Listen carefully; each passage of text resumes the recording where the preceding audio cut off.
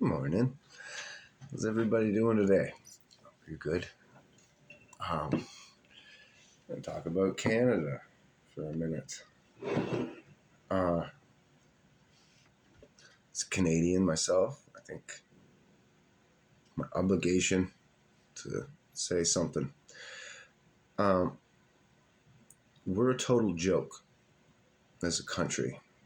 Um, we're never going to be successful the way that we're currently going. We can only get worse if we keep down this path.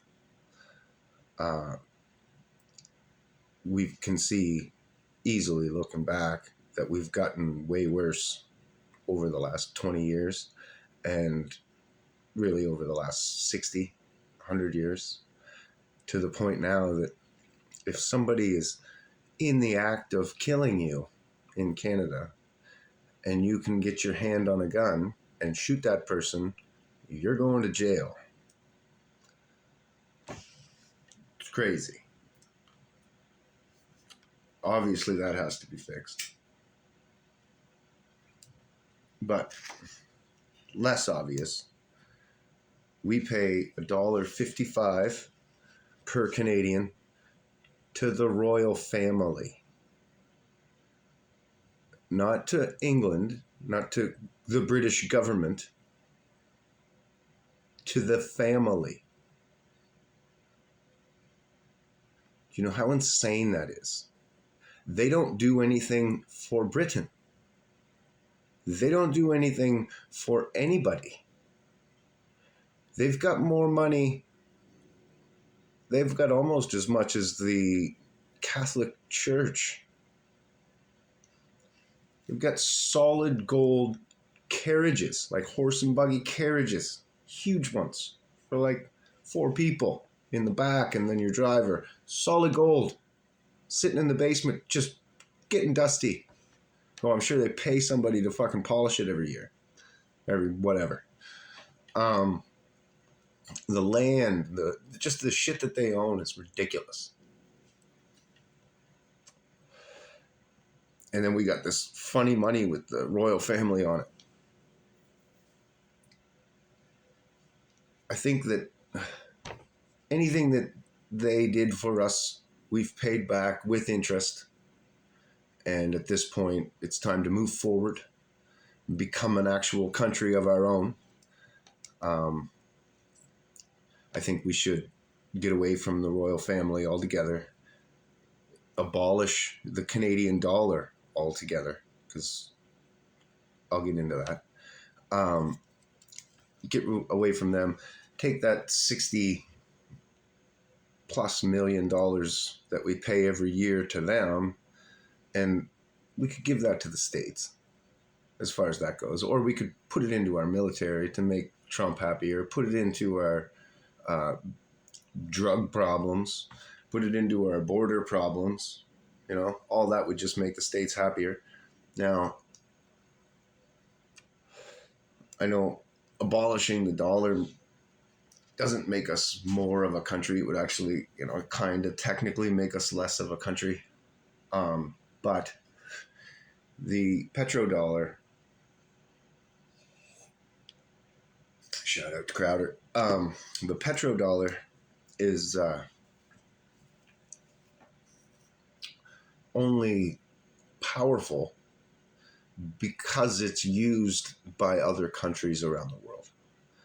Because we use it exclusively for oil around the world. If you want to buy oil, you buy it in American dollars.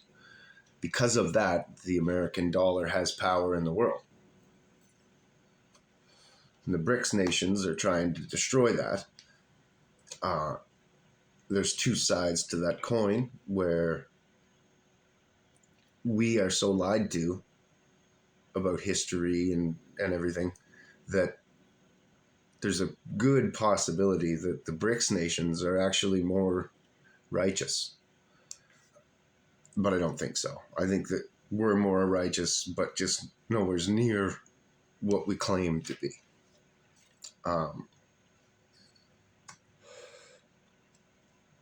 And and not even at the top levels.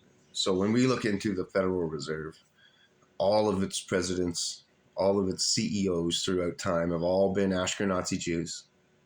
And they've done horrible things around the world.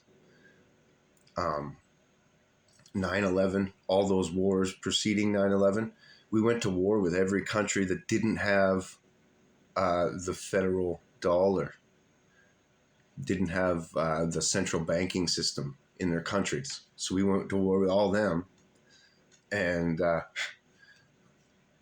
put established central banks into their countries one way or another, or are still forcing them, like Venezuela, and then made peace with them, like the Taliban. You know, they're on the federal dollar now, or on the the stupid dollar now, and so they got a central bank, and so America was like, okay, well, we're going to pull out. We'll leave you the entire military as a signing bonus for being on our side now.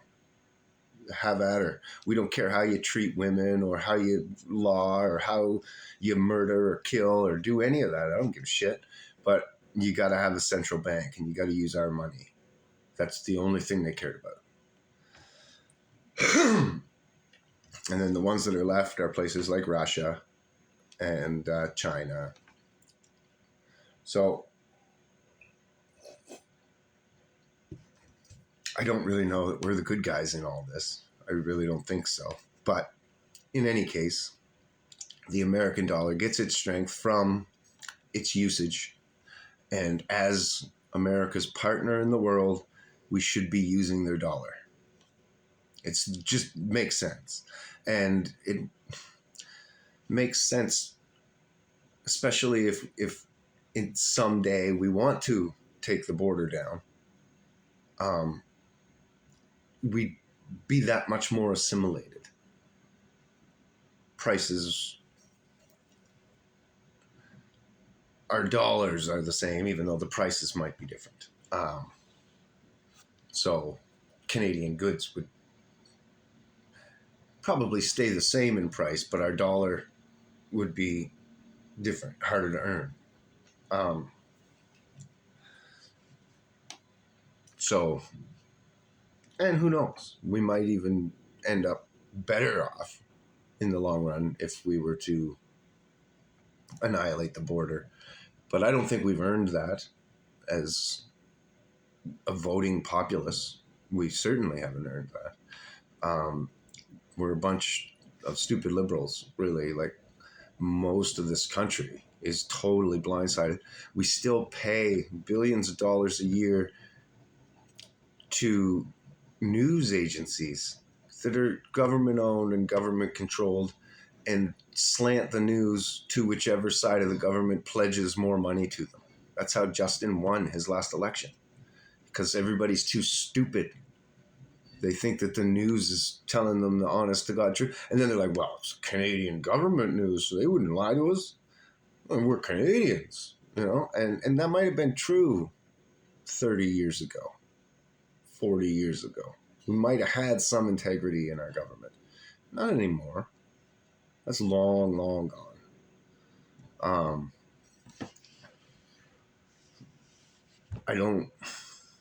I think Poilievre is the best we've got. But again, he's not going anywhere near far enough with his policies. See, we got another big problem in Canada is we have three different classes of living or whatever, all based on race and language. So we perpetuate racism into our culture by saying, well, if you're Native, you get these rules, and if you're French, you get these rules, and then if you're Canadian, you get these rules. And it's like, we're all Canadian.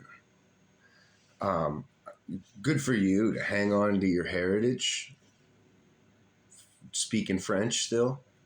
I hate to break it to you, but the rest of the French-speaking world have no respect for you, have no respect for the language that you speak, and it's totally different than the French of the rest of the world. And when you guys tried to separate, they were like, no, go pound sand. We don't want anything to do with you douchebags. You're douchebags. And so we need to all get on one page, right? Like, our politicians have to speak different languages. That's crazy. But above that, store clerks and shit have to learn 2 languages. Telemarketers and shit like this is ridiculous. If you're Canadian, you speak English. And if we're going to have a second language, it should either be Native American, which would be beautiful because it's so close to Hebrew that you would pretty well know Hebrew as well. And you could really quickly learn it. Or Mandarin, which is the second most spoke language on the planet. So it just makes sense to learn that language. But technically, we're just an English country. We should just, if you're here, you have to speak English. And then you can speak whatever other languages that you want. It doesn't matter. But you have to speak English, period. Just, that's it. And if you don't, life's going to be hard for you, not for everybody else in the country.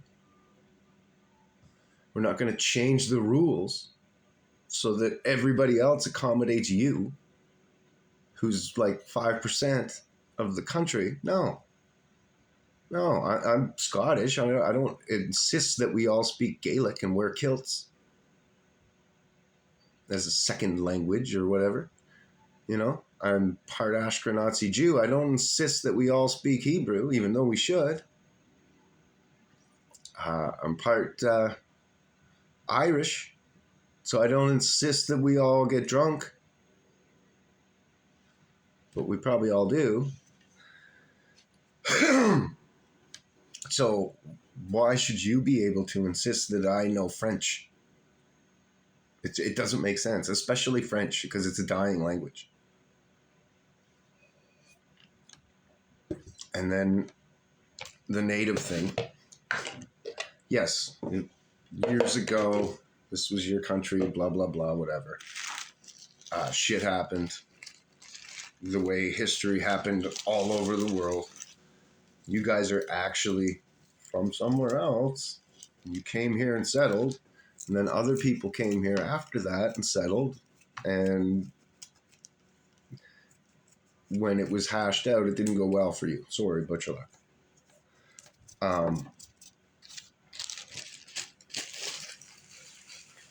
You should realize who you are and try to get back to being Hebrew, obviously. And you should be claiming Israel as your land, not Canada or America. That's just where you were forced to go by a series of events. That's all. Anyhow,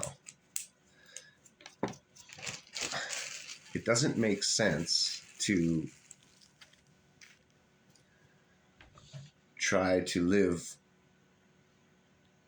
tribally and be a first world nation on the world stage. And then even the ones that do live tribally, I go to the reses all the time, the reserves. They all have houses with solar panels on their roofs and power poles going to their house and little stores and businesses, and they're Canadians. They're just treated differently because of their heritage. It doesn't make any sense to punish people today for history. Because technically, if you wanted to go back far enough, the Hebrews had slaves all throughout the Old Testament. from all over the world. So how are you going to pay them back?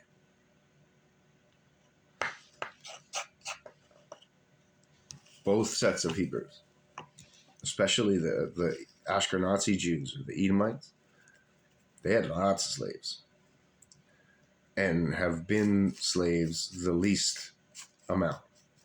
They've been more defeated than they were slaves.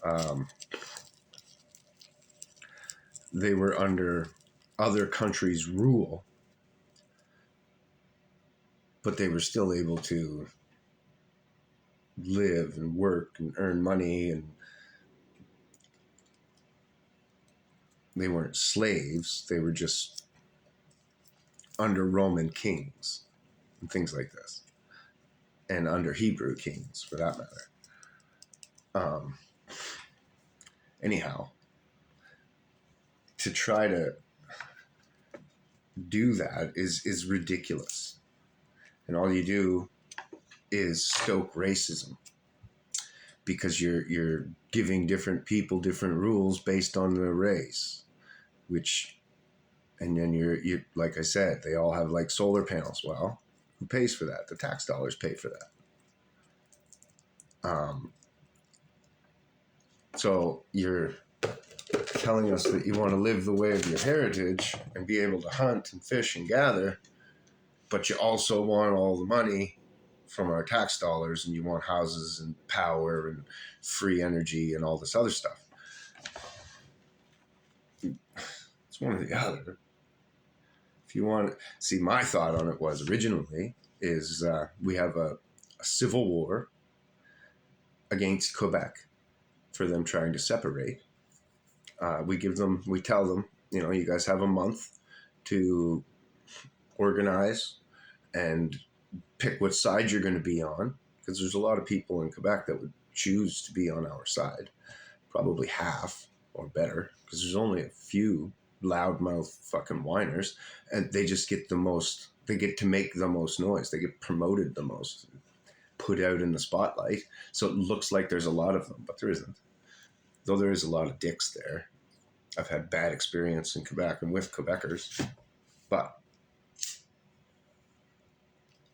I've had that with English people as well. So anyhow, we have a civil war where Canada and the natives band together against Quebec, and we war with them. And like I said, give them time. If you guys want to step up to the plate and have a war, we'll kill all of you. And then if you just want to surrender and move out of Quebec, give it up, give up French, move around Canada, other places, and we'll give all of Quebec to the natives. And you guys just live off the land and do your own thing. In the north of Quebec, but in the south, where all the infrastructure and buildings and all that kind of stuff is, you run it the same, and you support all your people that live on the res, and you bring them power and houses, and there's tons of money and resources in Quebec. It's a very rich province. So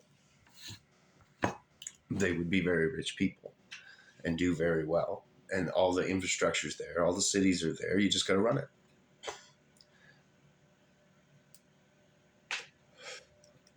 And then, like I said, it's also huge. Quebec is massive. It goes way up north. So you got tons of land to go and fish and gather and live and do whatever. And if people want to, live tribally and in tents, they can certainly go do that. There's tons of room. You'd be able to migrate around. And because you own the whole province, they could easily migrate south. There's infrastructure in cities and all that kind of, but it's huge, and there's tons of woods. And so you could travel south, like migrate with the herds and migrate with the weather, and never step in foot in a town, unless you wanted to, of course. You'd have to cross the highway a couple times. That's it. So that was my old thought on it when I was younger and a little more aggressive. But now I think there's a diplomatic solution where we just all get on the same page. We're one country. It is Canada. We're under the same laws right across the board. We are in a timeline that we're in, and we have to keep up with the times. So we can't all be tribal. We can't hang on to old languages and old customs and old shit and expect to bring that into the laws and the, like you can hang on to that. That's fine. You can be a historian if you want to. That's fine. But don't expect the whole country to change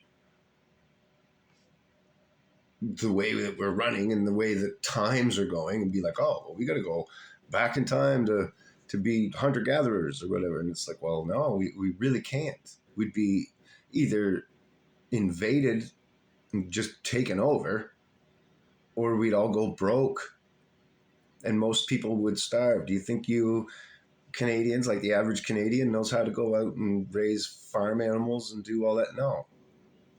Most of them wouldn't live long at all without, and that's not just the Canadians, that's the French Canadians and the Native Canadians. Without the luxuries, you would die.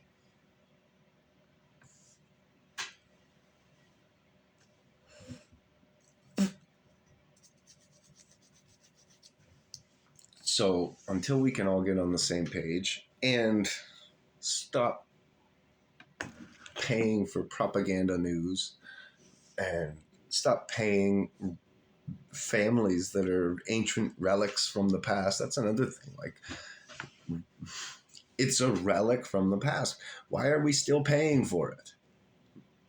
The native thing, the French thing, the English crown thing. It doesn't make any fucking sense. None of it. Time moves forward. We have to move forward with it. We can't keep looking at the back end of the past and trying to rectify things that were back. No, we just have to keep moving forward and try to make things better for everybody now and for everybody in the future. We can't make it better for the people in the past. You can't go back there and make their lives better. That's impossible. But you can make their kids' lives better in the future. That's very possible, easy to do.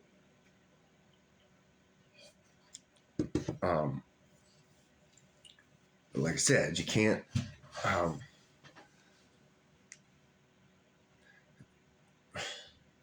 Just like down in the States with the slaves, you can't pay people today and have it go back in time to make their ancestors' lives better. Their ancestors' lives were what they were, and shit happened. And now we're here, and we have to move forward. We can't go back. We can only go forward. So we got to make it good for everybody going forward.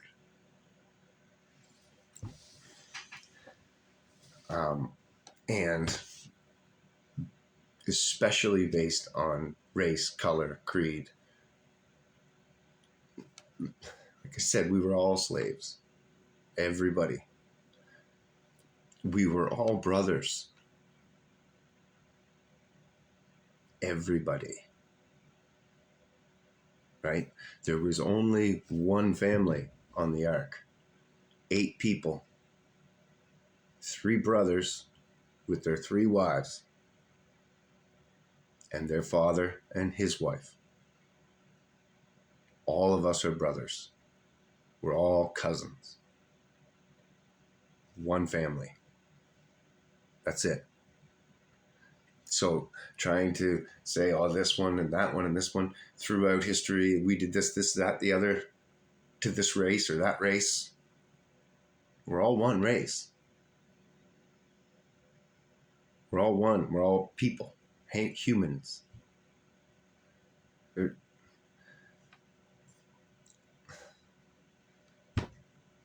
it, it's ridiculous. And then the biggest fight is between Edom and the Hebrews, and they're even closer brothers because it wasn't just Noah. Generations later, it's Abraham, Isaac, Jacob, Jacob's twin sons, Esau and, Isaac's twin sons, Jacob and Esau.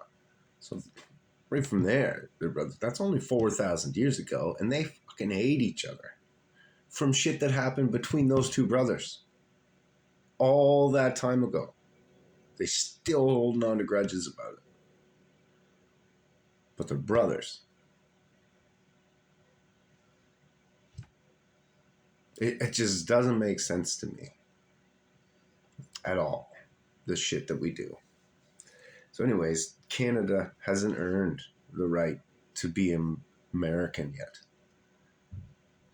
We're actually going the other way for the last 10 years, really aggressively, to the point that instead of strengthening the Constitution or abiding by it, we've been destroying it and ripping it down and making it nothing. The Bill of Rights is just nothing. And now we want to think that we're worthy of becoming a state after we just voted ourselves to nothing. Now we're going to go vote them to nothing at a faster rate than they're doing it themselves. No, that's not the way to do this. Canada needs to get better educated. And I don't mean just in science and stuff, like world history and their own history and the present, like what's going on in the world. Whatever, it's ridiculous. So anyway, that's my little thought on my little rant on Canada. Have a great day, guys. God bless you.